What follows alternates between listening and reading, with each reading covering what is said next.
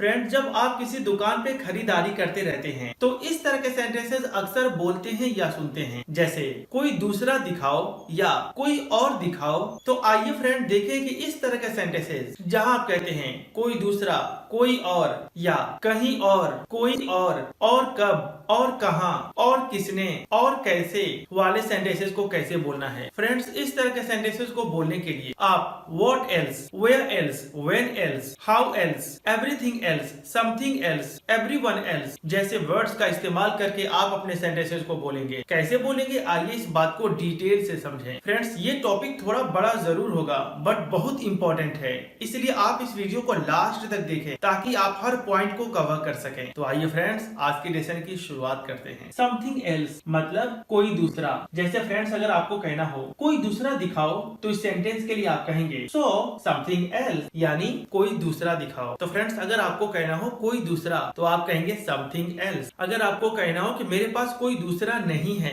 तो आप कहेंगे I don't have something else. अगर आपको कहना हो कि मैं कोई दूसरा चाहता हूँ तो आप कहेंगे आई वॉन्ट समथिंग एल्स। अगर आपको कहना हो कि मैं आपके लिए कोई दूसरा लाऊंगा तो आप कहेंगे I bring something else for you. तो फ्रेंड्स, उम्मीद करता हूँ कि आपने समझा कि जब आपको कहना हो कोई और तो आप कहेंगे समथिंग एल्स। आइए फ्रेंड्स, अगला वर्ड देखते हैं। हु एल्स मतलब और कौन। फ्रेंड्स, हु एल्स का मतलब और कौन होता है। आइए इस बात को एग्जांपल में समझें। और कौन यह कर सकता है, तो इस सेंटेंस के लिए आप कहेंगे who else can do this, यानी और कौन के लिए मैंने लिखा हु एल्स। तो फ्रेंड्स, जब कभी भी आपको कहना हो और कौन तो आप कहेंगे हु एल्स। जैसे अगर आपको कहना हो कि और कौन आ रहा है तो आप कहेंगे Who else is coming? अगर आपको कहना हो कि और कौन जवाब दे सकता है तो आप कहेंगे Who else can answer? और कौन आपकी मदद किया? Who else helped you? और कौन आपको गाली दिया? Who else abused you? तो फ्रेंड्स, आपने यहाँ सीखा कि जब आपको कहना हो और कौन तो आप कहेंगे Who else। आइए फ्रेंड्स, अगला वर्ड देखते हैं। What else और क्या। फ्रेंड्स, What else का मतलब और क्या। जैसे अगर आपको कहना हो तुम और क्या कर सकते हो तो इस सेंटेंस के लिए आप कहेंगे What else can you do? यानी तुम और क्या कर सकते हो। तो फ्रेंड्स, अगर आपको कहना हो कि और क्या तो आप कहेंगे व्हाट एल्स। जैसे अगर आपको कहना हो तुम और क्या खरीदे तो आप कहेंगे what else did you buy. तुम और क्या देखे, what else did you see. तुम और क्या खाए, what else did you eat. अगर आपको कहना हो कि वहाँ और क्या है तो आप कहेंगे व्हाट एल्स इज देयर, यानी वहाँ और क्या है। फ्रेंड्स, अगर आपको कहना हो कि तुम और क्या दे सकते हो तो आप कहेंगे what else can you give, यानी तुम और क्या दे सकते हो। तो फ्रेंड्स, आपने देखा कि जब आपको कहना हो कि और क्या तो आप कहेंगे व्हाट एल्स। आइए फ्रेंड्स, अगला वर्ड देखते हैं। व्हेन एल्स और कब। फ्रेंड्स, जब आपको कहना हो कि और कब तो आप कहेंगे व्हेन एल्स। जैसे आप और कब आ सकते हैं तो इस सेंटेंस के लिए आप कहेंगे when else can you come, यानी आप और कब आ सकते। तो फ्रेंड्स, जब आपको कहना हो कि और कब तो आप कहेंगे व्हेन एल्स। जैसे अगर आपको कहना हो कि और आप कब फुर्सत में हैं तो आप कहेंगे when else are you free, यानी और कब आप फुर्सत में हैं। अगर आपको कहना हो कि आप और कब पढ़ा सकते हैं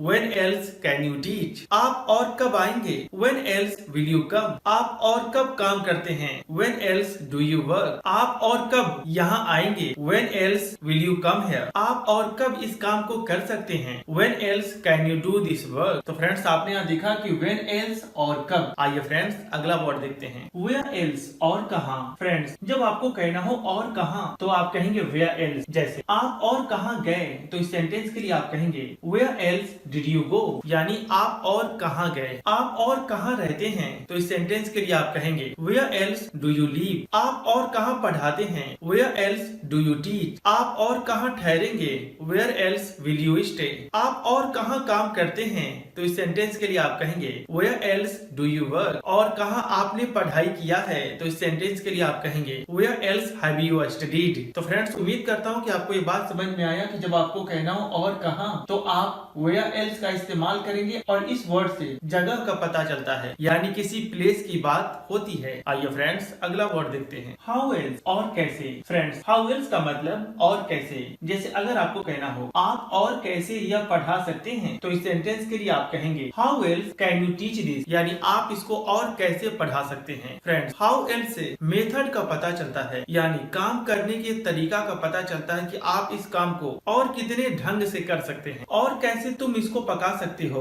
तो इस सेंटेंस के लिए आप कहेंगे how else can you cook this, यानी इस चीज को और तुम कितने ढंग से पका सकते हो, कितने तरीके से पका सकते हो, और कैसे तुम इसको कर सकते हो, how else can you do this, और कैसे तुम इसको सुलझा सकते हो, तो आप कहेंगे how else can you solve this. तो फ्रेंड्स उम्मीद करता हूँ कि आपको ये बात समझ में आया कि जब आपको कहना हो और कैसे तो आप कहेंगे हाउ एल्स। आइए फ्रेंड्स अगला वर्ड देखते हैं, एवरीथिंग एल्स, बाकी सब। फ्रेंड्स जब आपको कहना हो कि बाकी सब तो आप कहेंगे एवरीथिंग एल्स। जैसे बाकी सब ठीक है तो आप कहेंगे एवरीथिंग एल्स इज ओके। उसी तरीके से फ्रेंड्स अगर आपको कहना हो बाकी सब गलत है तो आप कहेंगे एवरीथिंग एल्स इज रॉन्ग, यानी बाकी सब गलत है। अगर आपको कहना हो कि बाकी सब गॉड जानते हैं तो आप कहेंगे गॉड नोज एवरीथिंग एल्स, यानी बाकी सब गॉड जानते हैं। अगर आपको कहना हो कि बाकी सब अधूरा है तो आप कहेंगे एवरीथिंग एल्स इज अनडन, यानी बाकी सब अधूरा है। फ्रेंड्स अनडन का मतलब होता है कोई चीज अधूरा है। हालांकि अनडन के और भी मीनिंग होते हैं और इस पर मैंने एक खास वीडियो बनाया हुआ है। उम्मीद करता हूँ कि आपने वो वीडियो देखा है और आपको ये बात पता है। अगर आपको कहना हो कि बाकी सब मस्त है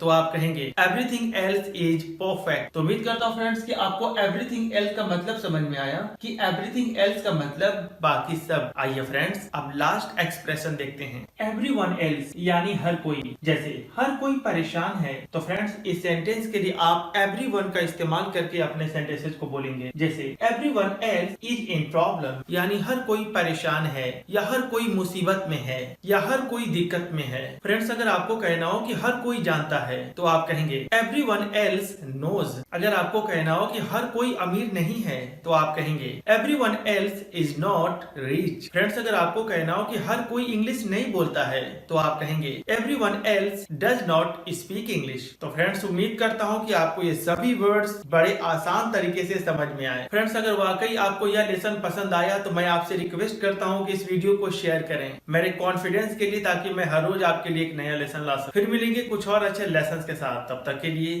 बाय।